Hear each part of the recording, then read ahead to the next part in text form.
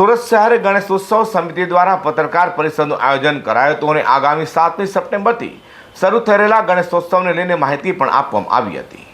મહારાષ્ટ્રના મુંબઈ બાદ સૌથી મોટો દેશમાં ગણેશોત્સવનો તહેવાર ઉજવાતો હોય તો તે છે સુરત શહેર। સુરત શહેરમાં ગુજરાતનો પ્રથમ નંબરનો ગણેશોત્સવનો તહેવાર ઉજવાય છે। તે સુરત શહેરમાં આગામી તારીખ 7મી સપ્ટેમ્બર ગણેશ ચતુર્થી એટલે કે શ્રી ગણેશજીની સ્થાપના શનિવારથી દિવસથી 17મી સપ્ટેમ્બરથી અનંત ચતુર્દશી એટલે કે શ્રી ગણેશજીની પ્રતિમાનું વિસર્જન સુધી ઉજવણી થનાર હોય, જેને લઈને સુરત શહેર ગણેશ ઉત્સવ સમિતિ દ્વારા હિન્દુ ધર્મ સંસ્કૃતિની પરંપરા અને ધાર્મિક ગરિમા સાથે દેશભક્તિના માહોલમાં કોમી એખલાસભર્યા વાતાવરણમાં તહેવાર ઉજવાય તે માટે ખડેપગે કામગીરી કરી રહી છે।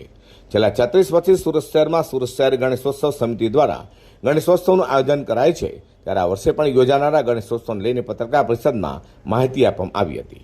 જય શ્રી ગણેશ।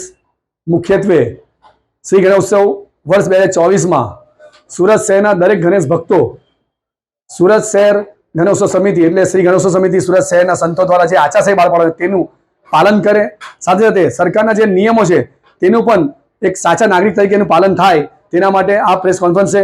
અને 11 દિવસ આ વર્ષે ગણેશોત્સવ 7મી સપ્ટેમ્બરથી 17 સપ્ટેમ્બર 11 દિવસ સુધી છે, ત્યારે 11 દિવસ શું થીમ છે તે આધાર પર આજે ઘોષિત કરવામાં આવશે, જેનાથી ગણેશ ભક્તો સેવાના કાર્ય કરી શકે અને આ સેવા કાર્ય થકી ભગવાન ગણેશજીની અને સાથે સમાજની સેવા થાય।